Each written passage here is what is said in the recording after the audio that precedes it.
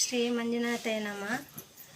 ನಮ್ಮ ಭಾಗ್ಯಶ್ರೀ ತಂಡವು 17 ವರ್ಷ ಆಯಿತು ಎಸ್ ಗ್ರೇಡನ್ನು ಪಡೆದಿರುತ್ತದೆ.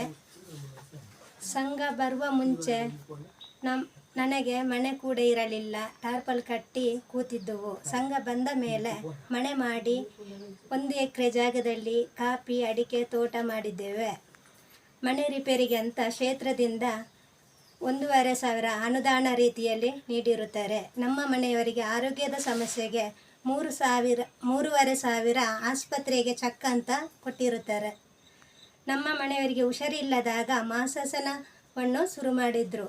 ತಾರೀಕು 8/9/2013 ತನಕ ನನಗೆ ಮಾಸಾಸನ ಸಿಕ್ಕಿರುತ್ತದೆ.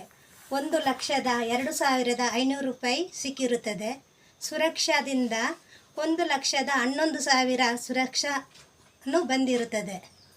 ನಾವು ಬಡತನ ಕುಟುಂಬದಲ್ಲಿ ಇದ್ದು ನನ್ನ ಮಗಳು 1ನೇ ಕ್ಲಾಸಿಂದ 2nd PUC ತನಕ ಕನ್ನಡ ಸರಕಾರಿ ಶಾಲೆಗೆ ಹೋಗಿದ್ಳು. 2nd PUCಯಲ್ಲಿ BSc ನರ್ಸಿಂಗ್ ಮಾಡ್ತೀನಿ ಅಂತ ಹೇಳಿದ್ಲು. ಇದು ಖಂಡಿತಲೂ ಸಾಧ್ಯ ಇಲ್ಲ ಅಂದೆ. ಆದರೂ ಬ್ಯಾಂಕ್ ಲೋನ್ ಮಾಡೋಣ ಅಂತ ಬ್ಯಾಂಕಿಗೆ ಹೋದರೂ ಅದು ಆಗಿರಲಿಲ್ಲ. ಮಾಸಾಸನ ಪಡೆದ ಕುಟುಂಬವಾದರೂ ನಮ್ಮದು. ನನಗೆ 2,50,000 ಸಾಲ ಕೊಟ್ಟು ನನ್ನ ಮಗಳು ಈಗ BSc ನರ್ಸಿಂಗ್ ಕಲಿತಾ ಇದ್ದಾಳೆ. ಸುಜ್ಞಾನ ನಿಧಿ ತಿಂಗಳಿಗೆ 400ರಂತೆ ಸಿಗ್ತಾ ಇದೆ. ಇವತ್ತು ನಾನು ಜೀವಂತವಾಗಿ ಇದ್ದೀನಿ ಅಂದರೆ ಅದು ಯೋಜನೆಯ ಬಲದಿಂದ ಮಾತ್ರ.